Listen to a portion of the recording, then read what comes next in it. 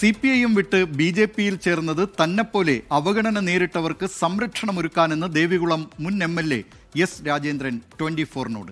നിയമസഭാ തെരഞ്ഞെടുപ്പിൽ മത്സരിക്കില്ല, BJPയുടെ മാർക്കറ്റിംഗിന് വേണ്ടി തന്നെ ഉപയോഗിക്കും. മൂന്നാറിൽ സഹകരണ സൊസൈറ്റി തുടങ്ങിയത് കേന്ദ്ര സർക്കാരിന്റെ പദ്ധതികൾ സാധാരണക്കാരിലേക്ക് എത്തിക്കാനാണെന്നും S. രാജേന്ദ്രൻ പറഞ്ഞു. മാർക്സിസ്റ്റ് പാർട്ടിക്ക് എതിരാളിയാണ് എന്ന് ഞാനും പറയുന്നില്ല.